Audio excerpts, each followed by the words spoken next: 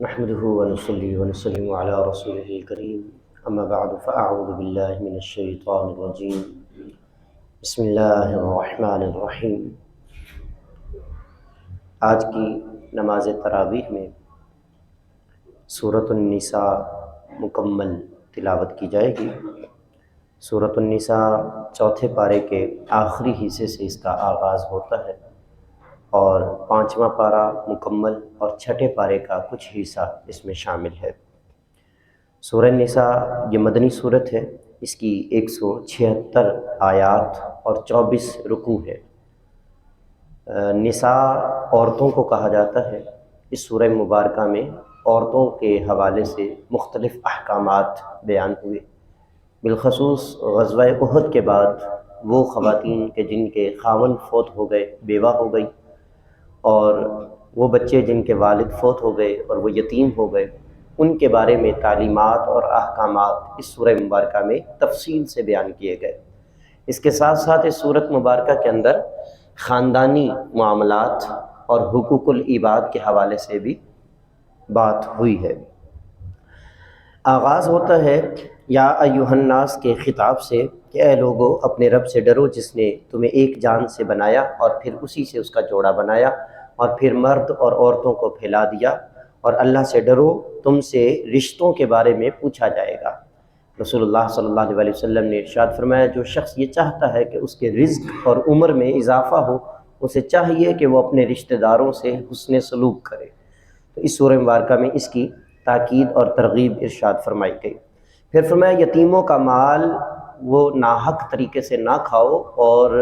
ناپاکی کو پاکی کے ساتھ نہ ملاؤ، یعنی کہ اگر تم ان کا مال ہڑپ کر جاؤ گے تو یہ اسی طرح ہے جس طرح کہ تم ناپاکی کو پاکی سے ملا رہے ہو۔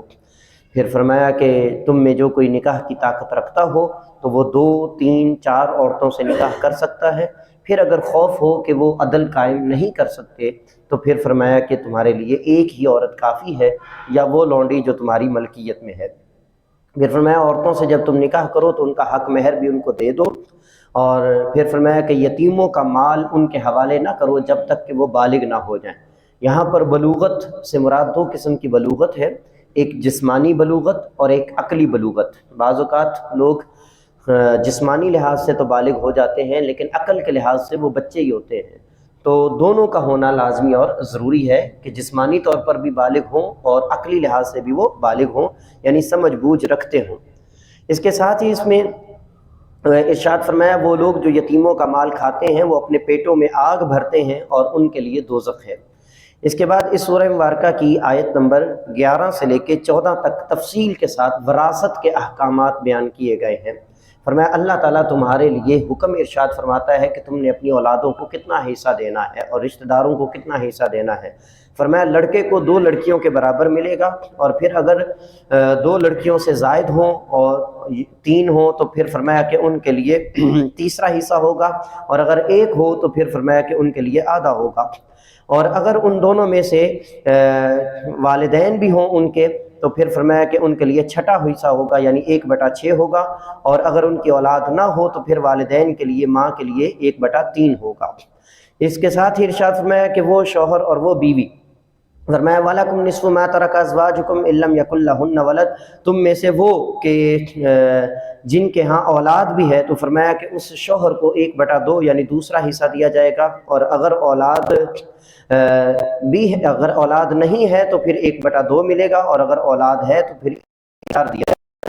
اور وہ بیوی کہ جس کا خاوند فوت ہو جائے تو اس کے بارے میں ارشاد فرمایا کہ اگر تو اولاد نہیں ہے تو پھر 1/4 دیا جائے گا، اور اگر اولاد ہے تو پھر 1/8 اس کو دیا جائے گا۔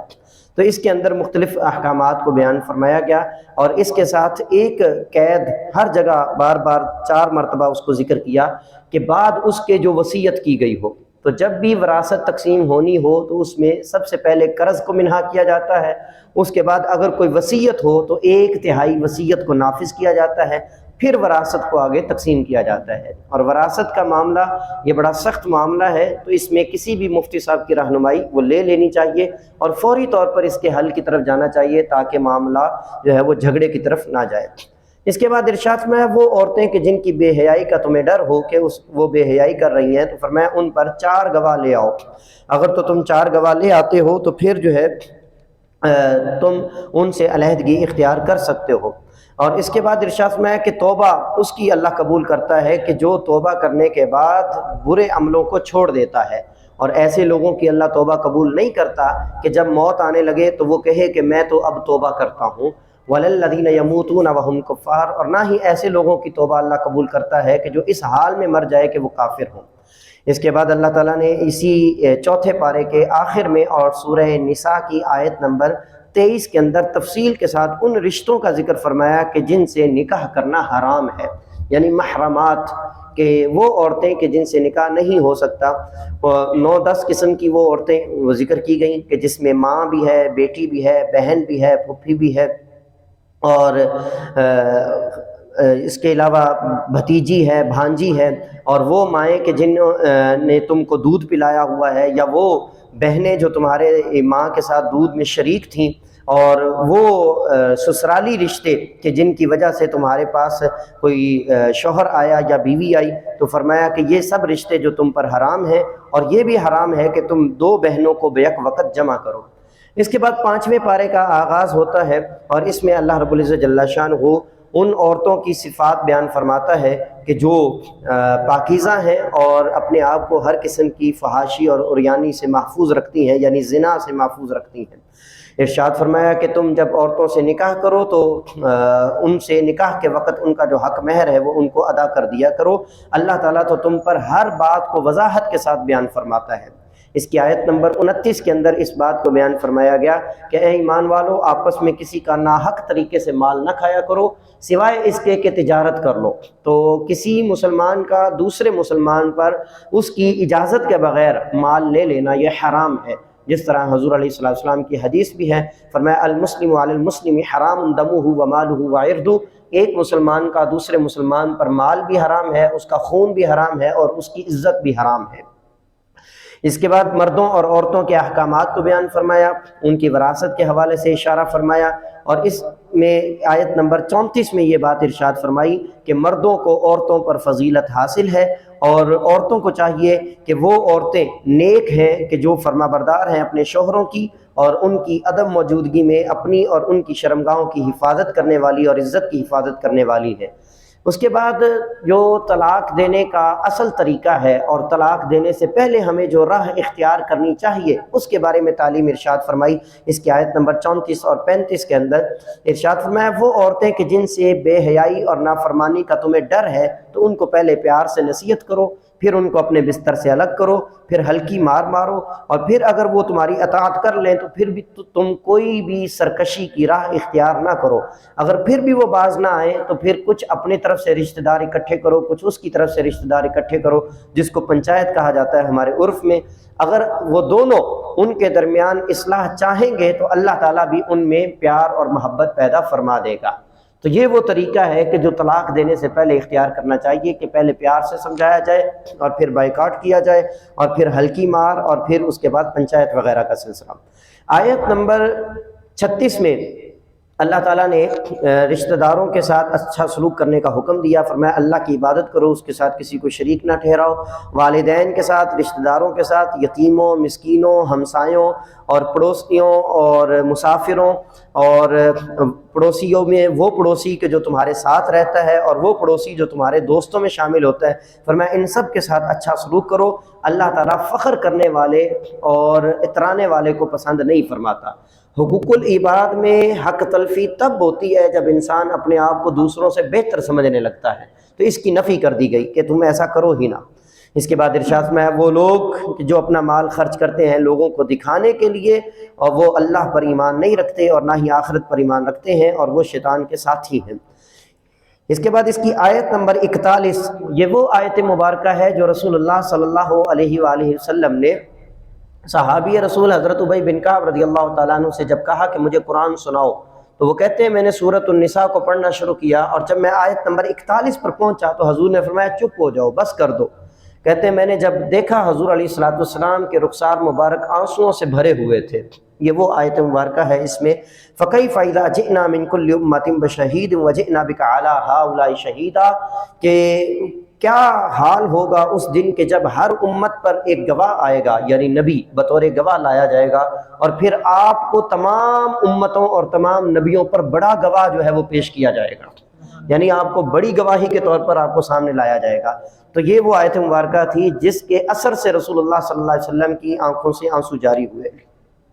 قرآن مجید کو سننے کا یہ ادب ہے کہ اس کو سن کر سمجھا جائے اور اس کی کیفیت کو اپنے دل پر محسوس کیا جائے۔ اس کی آیت نمبر 43 ہے، اور اللہ رب العزت جل شانہ ارشاد فرماتا ہے، اے ایمان والو، نماز کے قریب اس حالت میں نہ جاؤ جب تم نشے میں ہو، اور پھر فرمایا کہ جب تم میں سے کوئی بیمار ہو یا سفر پر ہو یا کوئی قضاء حاجت کر کے آئے اور وہ پانی کو نہ پاتا ہو تو فرمایا پھر وہ تیمم کر لے، اور تیمم کے فرائض کو بھی بیان کیا گیا کہ وہ کیا ہے، فَامْسَحُوا بِوُجُوهِكُمْ وَأَيْدِيكُمْ، ایک ضرب لگا کر اپنے چہروں کا مسح کرنا ہے اور دوسری ضرب لگا کے اپنے ہاتھوں سمیت بازوؤں کا جو ہے وہ مسح کرنا ہے۔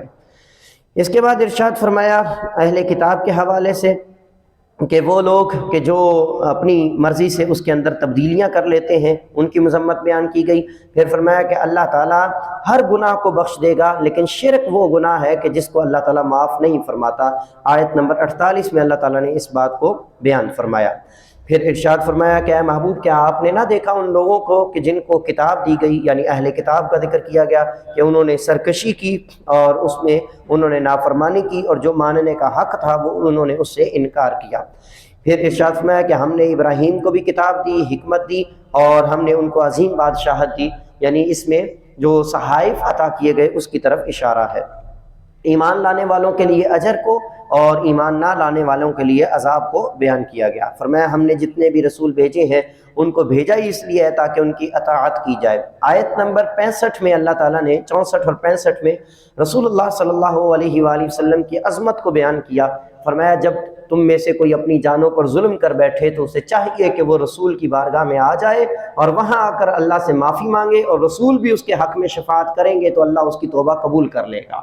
پھر فرمایا تم میں سے کوئی اس وقت تک مومن نہیں ہو سکتا جب تک رسول اللہ صلی اللہ علیہ وسلم کے فیصلے کو من و عن تسلیم نہ کر لے اور دل سے تسلیم نہ کر لے، وہ مومن نہیں ہو سکتا۔ اور یہاں پر اشارہ ہے درخت والے جھگڑے کا کہ جو ایک صحابی اور ایک یہودی کے مابین ہوا تھا۔ اس کے بعد ارشاد فرمایا کہ جب تم میدان جنگ میں لڑنے لگو تو اس وقت تم ثابت قدم رہا کرو اور اسلحے کو مضبوطی سے پکڑا کرو، یعنی کہ اس میں ثابت قدم رہنے کی ترغیب ارشاد فرمائی گئی۔ آیت نمبر 59 میں ارشاد فرمایا کہ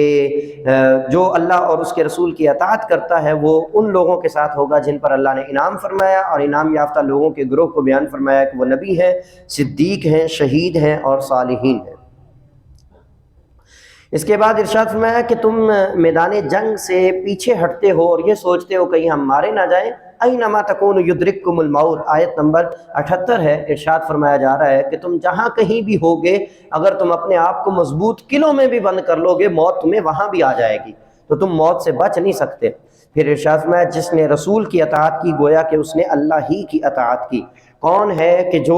تمہاری شفاعت کرے گا؟ شفاعت میں تمہیں وہی ملے گا جو تم نے عمل کیے ہوں گے، یعنی کہ اس میں شفاعت سے مراد جو بتوں کی شفاعت ہے وہ ہے، ورنہ رسول اللہ صلی اللہ علیہ وسلم، انبیاء کرام، شہداء اور صدیقین اور علماء اور حفاظ، ان کی شفاعت قرآن و حدیث سے ثابت ہے۔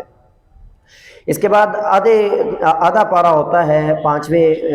پارے کا، اور یہاں پر ارشاد فرمایا منافقین کے حوالے سے کہ جو ہجرت سے بھی پیچھے بھاگتے ہیں اور جہاد سے بھی پیچھے بھاگتے ہیں، کیونکہ جب تک جہاد فرض نہیں تھا تو تب تک ہجرت کا حکم تھا، تو منافقین ہجرت میں بھی پیچھے رہتے تھے، اور جب جہاد کا حکم آ گیا تو جہاد میں بھی پیچھے رہتے تھے، اس لیے ان کی مذمت بیان کی گئی۔ آیت نمبر 92 میں قتل کے حوالے سے بیان فرمایا گیا کہ کسی مومن کا قتل کرنا یہ جائز نہیں ہے، اور اگر کسی نے غلطی سے کسی کو قتل کر دیا تو وہ اس کی دیت دے۔ اور قتل کے حوالے سے یہ 3 باتیں بیان کی گئیں، ایک قصاص، دوسرا دیت، اور تیسرے نمبر پر فرمایا کہ معافی ہے۔ اور جس نے جان بوجھ کر کسی مومن کا قتل کیا تو اس کی 5 سزائیں بیان کی گئی ہیں کہ وہ جہنم میں جائے گا، اس میں ہمیشہ رہے گا، اللہ کا غضب ہوگا، لعنت ہوگی اور بڑا عذاب ہوگا۔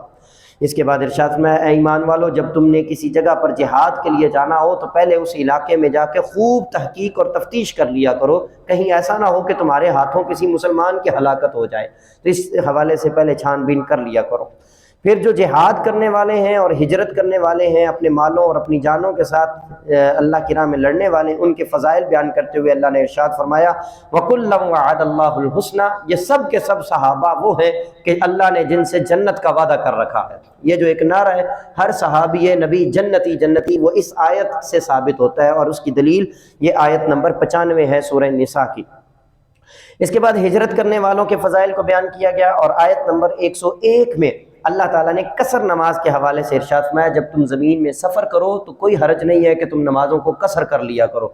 نماز کو قصر کرنا جو ہے یہ 92 کلومیٹر کا جب انسان سفر کر رہا ہو، اس سفر میں انسان جب اپنی بستی سے دوسری بستی میں چلا جائے گا تو وہاں پر وہ جا کے فرض نماز 4 رکعت والی جو ہے وہ اس کو قصر کرے گا، یعنی آدھا کر کے اس کو پڑھے گا۔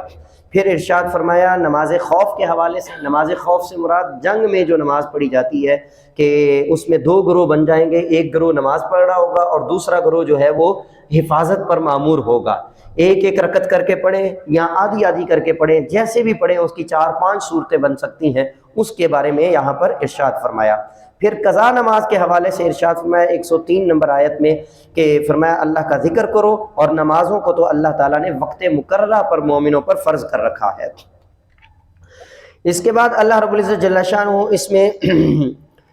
شرک کی مذمت کو بیان فرماتا ہے، اور ایمان لانے والوں کے لیے اجر اور ایمان نہ لانے والوں کے لیے دوزخ کے عذاب کو بیان فرمایا۔ فرمایا جو کوئی بھی نیک عمل کرے، شرط یہ کہ وہ مومن ہو، تو اللہ تعالیٰ اس کو جنت میں داخل کرے گا۔ اور اے محبوب آپ سے پوچھتے ہیں عورتوں کے بارے میں، تو اے محبوب آپ فرما دیں کہ اللہ تمہیں اس کے بارے میں فتویٰ دے چکا ہے کہ تم عورتوں کے ساتھ اچھا سلوک کرو، اور کسی بھی یتیم کا مال جو ہے وہ ناحق طریقے سے نہ کھاؤ۔ اور پھر فرمایا کہ جس عورت سے تمہیں نافرمانی اور سرکشی کا اندیشہ ہو تو تم اپنا معاملہ اس کے ساتھ صلح کا رکھو، تاکہ تمہارے معاملات اللہ کی بارگاہ میں بھی صحیح رہیں۔ پھر ارشاد میں جو کچھ آسمانوں میں ہے اور جو کچھ زمینوں میں ہے وہ سب اسی کا ہے۔ اے ایمان والو جب بھی کوئی معاملہ کرو تو انصاف کے ساتھ معاملہ کیا کرو۔ اور اس کے بعد فرمایا وہ لوگ جو ایمان لائے پھر کافر ہو گئے، پھر ایمان لائے پھر کافر ہو گئے، تو ایسے لوگ دور کی گمراہی میں ہیں، اور اللہ ایسوں کو نہیں بخشے گا۔ مرتد اس شخص کو کہا جاتا ہے جو ایمان لانے کے بعد اپنے ایمان سے پھر جائے، اس کو مرتد کہا جاتا ہے، اور مرتد کی سزا قتل ہے اسلام کے اندر۔ منافقین کی مذمت بیان کرتے ہوئے ارشاد فرمایا یہ منافقین اللہ کو دھوکہ دینے کی کوشش کرتے ہیں، اور قیامت والے دن اللہ رب العزت ان کے دھوکے کا ان کو جواب دے گا۔ ان کو جنت دکھائی جائے گی جو در حقیقت میں وہ دوزخ ہوگی، یعنی جس طرح یہ اپنا ایمان ظاہر کرتے تھے لیکن ایمان نہیں ہوتا تھا، اسی طرح سے اللہ تعالیٰ ان کو ان کی منافقت کا جواب دے گا۔ فرمایا ان کی ایک علامت یہ بھی ہے جب نماز میں کھڑے ہوتے ہیں تو تھکے ہارے کھڑے ہوتے ہیں، تو نماز میں ایکٹیو ہونا چاہیے اور تمام ارکان کو صحیح ادا کرنا چاہیے، سستی کے ساتھ کھڑے ہونا یہ منافقین کی علامت ہے۔ فرمایا اور پھر یہ ایک اور مقام پر ان کی جو علامت بیان کی گئی، فرمایا کہ وہ نماز ہوتی ہے تو وہ شور و غل کرتے ہیں، سیٹیاں بجاتے ہیں اور تالیاں بجاتے ہیں تاکہ قرآن کہیں ان پر اثر نہ کر جائے۔ اس سے یہ بھی پتہ چلا کہ قرآن شریف جب پڑھا جا رہا ہو اور نماز ہو رہی ہو اس وقت شور کرنا اور باتیں کرنا یہ منافقین کا وتیرہ ہے۔ اس کے آخر میں 5ویں پارے کے آخر میں اور سورہ نساء کی آیت نمبر 145 میں اللہ تعالیٰ منافقین کی سزا کو بیان فرماتا ہے کہ یہ منافقین دوزخ کے سب سے نچلے درجے میں ہوں گے۔ 6 پارے کا آغاز ہوتا ہے، اللہ فرماتا ہے لا يحب اللہ الجہر بالسوء من القول، اللہ تعالیٰ اونچی آواز کو پسند نہیں کرتا کہ کوئی اونچی اونچی گلے شکوے کرنے لگ جائے، اللہ اس بات کو پسند نہیں کرتا سوائے اس کے کہ جس پر ظلم ہو رہا ہو، تو وہ اپنے ظلم کی فریاد کرنے کے لیے، اس سے بچنے بچانے کے لیے اگر وہ اونچی آواز نکال لیتا ہے تو اس میں کوئی حرج نہیں ہے۔ اس کے بعد اہل کتاب کے حوالے سے بات بیان فرمائی گئی، اور بالخصوص حضرت عیسیٰ ابن مریم سلام اللہ علیہ پر جو تہمت لگائی گئی اس کا ذکر کیا گیا، اور پھر فرمایا وما قتلوا وما صلبوا، عیسائیوں کا جو عقیدہ ہے اس پر ضرب لگائی گئی کہ عیسیٰ علیہ السلام کا نہ قتل ہوا ہے نہ وہ سولی چڑھائی گئے ہیں، یعنی جس طرح حضرت عیسیٰ علیہ السلام کو ماننے والے یہ سمجھتے ہیں۔ حضرت نوح علیہ الصلوۃ والسلام اور مختلف انبیاء کرام علیہ الصلوۃ والسلام کا ذکر کر کے یہ بات بیان فرمائی گئی کہ ہم نے